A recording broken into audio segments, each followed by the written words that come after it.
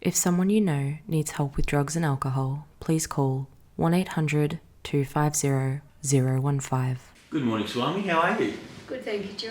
That's good. We've got a topic that's kind of come to the fore a few times for a few people, and hopefully we can clear up a lot of questions or create new ones. We're going to talk about addictions today. So there's going to be various different angles that I see from addictions, and I know we've had a few questions from other people.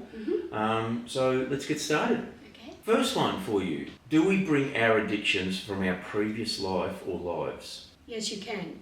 How or why? Well, it's a very long story, how and why.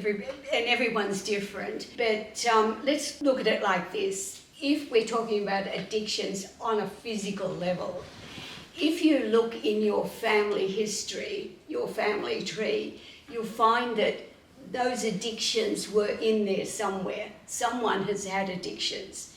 So when you want to be born, you're born with the DNA for addictions. Right. So we all have an addiction of some sort? Well, not everybody. Okay. But, some sort of addiction. I'm thinking maybe alcohol or gambling, which are pretty much the no-nos, I suppose, drugs. So that might have been in the past somewhere, and you might need this addiction to cleanse something out of your karma, so that you can progress. So what if, and I'm diverting a little bit, what if it's a different type of addiction? Like it might be, just say shopping or something. Are they still addictions? Addiction is an addiction. Yeah, an addiction is if you have something that you're addicted to and you try to give it up and there's ramifications, like you get sick or, something will happen, which will make you be drawn back to the addiction to stop the results of the the results. Yeah, okay. Yes. I might come back to that because I know a bit further down I've got some questions that probably tie into that. But let's jump the fence for a second. So someone who doesn't believe in past or future lives, how could you explain to them addictions? So if they believe they're born the first time, they don't believe in reincarnation or they don't believe in past lives, how would you explain addictions to them? Well, I think you're trying to explain it to them and they won't really know. They won't really understand that they have an addiction. It's interesting because I've spoken to alcoholics and they will drink anything, even methylated spirits, if they run out of alcohol. Yeah. But and they have one or two or three or four and then they need more. Or as someone had told me recently, they only drink a cask of wine a day. It's not really terribly much. If you ask them, do you like the taste? No, they don't like the taste. Actually, they never thought of tasting it, isn't it? What they're doing, they're escaping. They're escaping something. Yes. One lady I told, she said, no, I can't stop.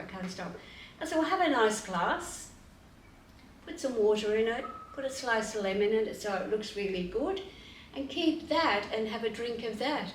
And I said, you'll forget that you want the wine. And she did. Oh, wow. Yeah. She broke the habit. That Some was my next alcoholism question. is a habit. And habits are hard to break. Yes. So what advice would you give people? Well, yogis say 3 weeks to make and 3 weeks to break. Yeah. So, and there's a reason behind, could be greed. So explain that to me. It could be greed. People who are greedy want, I find with addiction, it's either greed. Yes. Or I don't like myself. So you're escaping yourself or you're wanting everything that everyone else has got. Yes. So it could be a tinge of jealousy that he's down the street or she's doing well, and I'm not, and I'm struggling. I'll drown my sorrows. Yeah. In some cases. So with a gambler, for example, what do you think is he always chasing the big, or she? Are they always chasing the big win? And they think that's going to come around, but they don't realise the money that they've spent could have been saved for the big. Can kids pick up parents' addictions? Yeah. How and Well, why? children have your DNA. Yep. If you have an addiction, they've got it within them. Yes. And when they see that you're drinking, in the morning for breakfast a bottle of beer or something, they're going to think that's quite normal. To get drunk and maybe even to beat your wife or to get angry or hit the kids, they think it's that's part of what they think is their normal day. Yes. Does each addiction have a meaning, do you think? I don't think so. I just think it is, you grab whatever you can. Yep. I mean, hoarding is an addiction. Some people just can't Get rid of anything. themselves, and they newspapers, magazines, whatever, brown paper bags, they will fill their whole house and in the ceiling, and I'm talking for someone I know, Yep. and they can't stop. And this is the greed part, I think. There's addictions within that family. They have Yes. it in the DNA, so they have made that their addiction, or they don't drink or smoke or gamble, Yeah. but they're hoarding, you Yeah. see. So there's always something, because you kind of think with people having addictions, you think, oh, it's only this, they should be able to break that. Mm-hmm. So how would you educate or advise those type of people? Because at the end of the day, they're going to see it. It's like a candy store. They're going to walk They're past going it, to and then, have I'm to going to say have to to go them, in. they have to say to themselves and to someone that's near to them, I'm an alcoholic or an addict. You've got to admit it. People don't admit it who are in the midst of it. So I know over the journey, the last 20 years or so, you've done discourses on addictions and all that from memory. Just in a snapshot, how did that set people up to kind of break their addictions? Because some people want to do their best to break them, but they need someone to hold their hand or to guide them No, you and to need help someone them. to help you, yeah. So how did you go through that process when you had many people at your courses? Can you recall? Well, some came to me after and wanted help. Some didn't like anything that I said. Yeah. Truth hurts sometimes. Very true. Now, we've got a couple of questions from other initiates and other people via the email, so I'll just read them out if you're okay with it. From Michelle, she's got, if the wheel of samsara is doing the same thing over and over, are we unconsciously addicted to the wheel of samsara? Well, you don't know it is. Samsara is something that you don't know. Okay. The wheel of samsara turns, so to speak, Yes. and you're on it, like one of those round things with the mouse going, and it doesn't know when you're on it, but it just keeps going. Yeah. So you won't know if you're on it or not, so you really can't get addicted to it. Okay. Only just if you think, if you really think you know it. So how does a change of thought affect addiction? When you change your thought, you change your life. So it's really important then. Very if you really, important. Yeah. That's good to know. Yes. Why then can't one just up and change lifestyle to break an addiction, or is there more work to be done referring to the subtle mind or the mind of subliminal traits? Well, the mind of subliminal traits is the one that forms a habit, but you can't work from the mind out to the physical. You have to work from the physical in this instant until it's balanced, and then the two can work together. Otherwise not. That's good. That's a good answer. How do you know? Thanks. No, but how do you know they work? How do you know you've got that moment of the aha moment where they are working together? When you're trying to give it up, your mind's saying, "Oh no, we're not going to do that. Look, just take a sip, you'll be fine." Yeah, and that'll be my last one. Tomorrow I'll start. Yeah, and you could say, I'm a Virgo, so I could start it on a Tuesday. This sort of thing. No, if once you say, okay, now that's it, this is lower mind saying, I'm giving it up. If you give it up, then the mind of subliminal traits starts to change. But it won't come straight away. It will take quite a long time for it to change. Yes. People say, I went back on it, and I couldn't stop myself. So it hasn't gone as far as the mind of subliminal traits. So someone addicted to, just say, we'll talk about alcohol, someone addicted to alcohol is really technically an alcoholic, even when they have changed because they could go to it. Yeah, I like think if that. the mind of subliminal traits has really, really been cleansed of the thought, Yep. you probably won't. Oh, that's good. So there is hope for people if they really kind of, Yeah, but why would if they really want to, they will find a way. Yeah, but most people who give up alcohol find another addiction. Yes. They will find a coffee, for instance. Yes. They'll drink massive amounts of coffee. Yep. And other sort of addictions, yeah. Yeah. We've got a couple of questions from Marlene. I'll just read them out. There are addictions to things that are fundamentally bad, like alcohol, smoking and gambling, but also perhaps to things that are normally good, like the ocean, nature and some particular food. What's the difference between an addiction and a need? And she's got a few other things there, but I can break it down for you as we go, or I can just read the whole lot and then we can revisit if that works. Yeah, that's a good idea. Cool.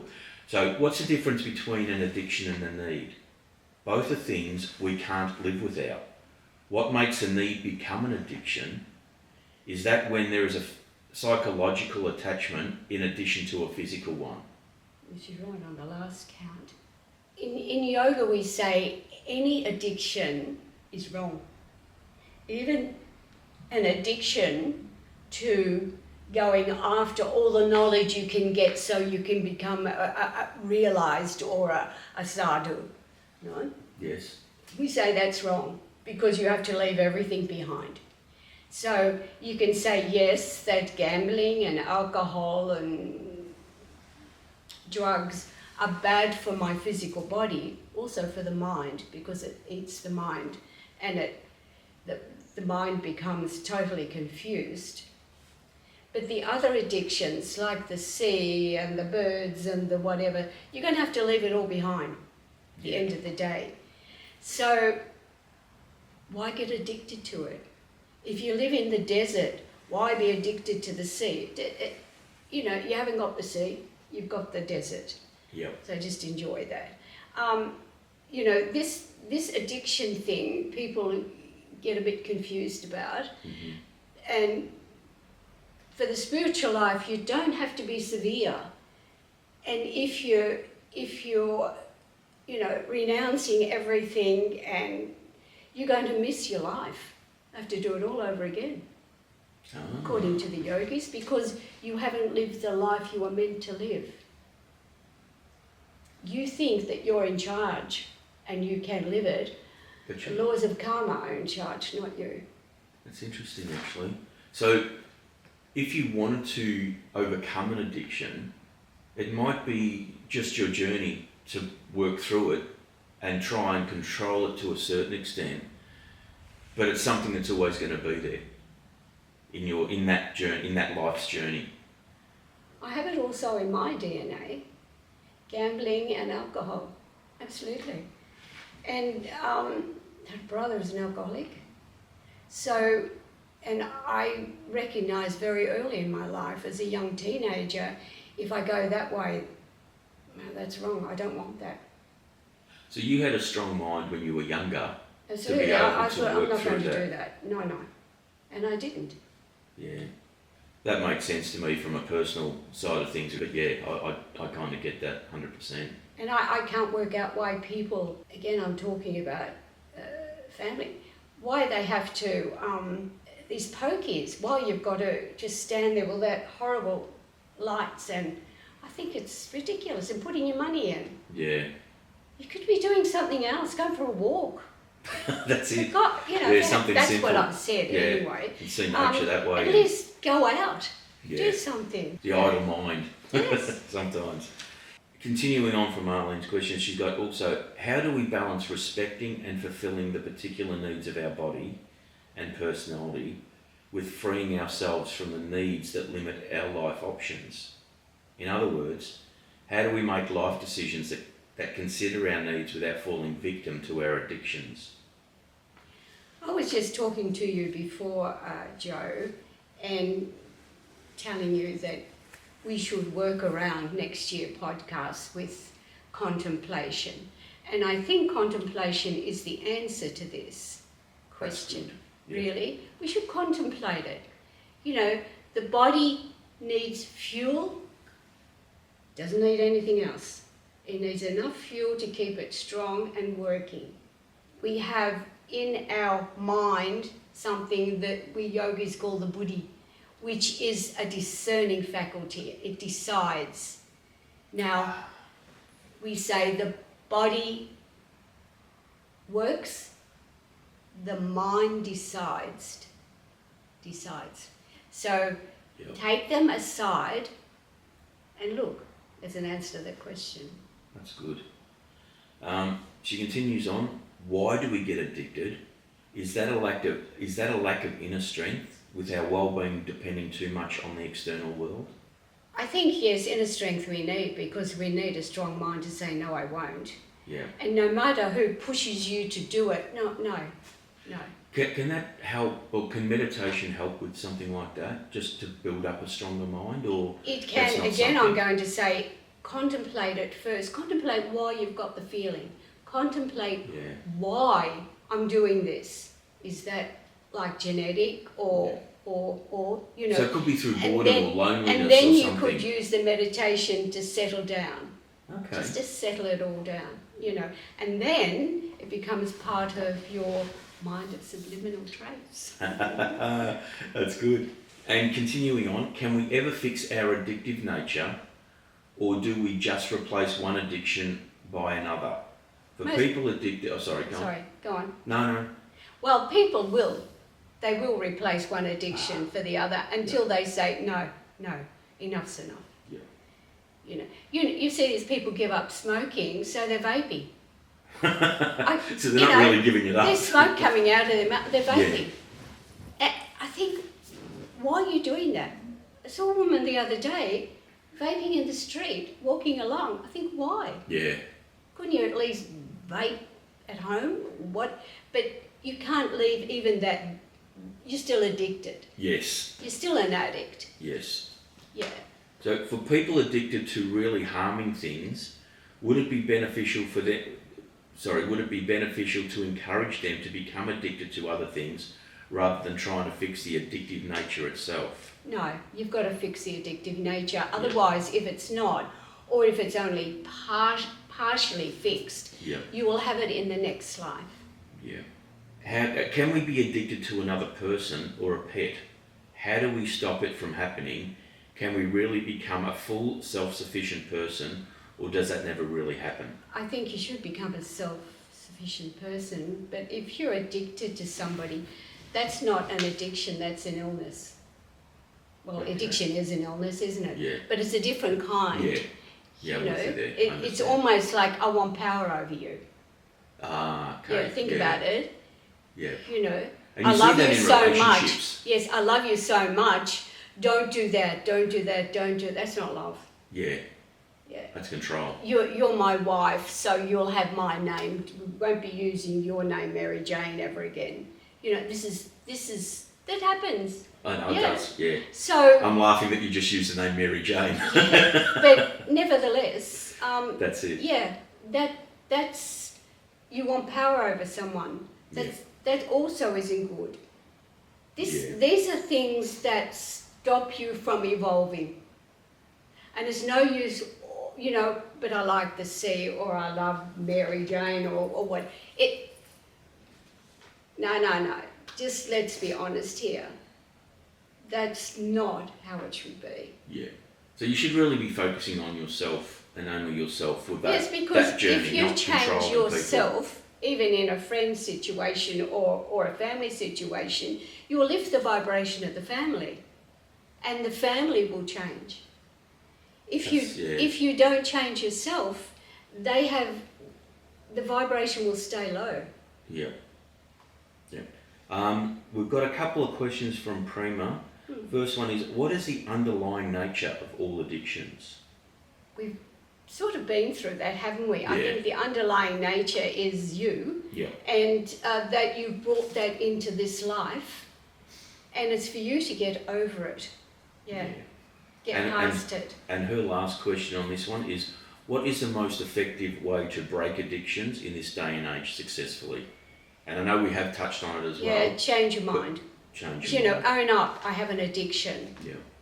And just telling me that, oh, it's okay because, I just have a couple of snorts of whatever, Coke or whatever, it's just... Yeah, 1 or 20 is an addiction. Yeah, it's just keeping you there, isn't it? Everything in moderation, but I think if it's going to destroy your body and your mind, it's not okay to have it in moderation. Yeah, I agree with that.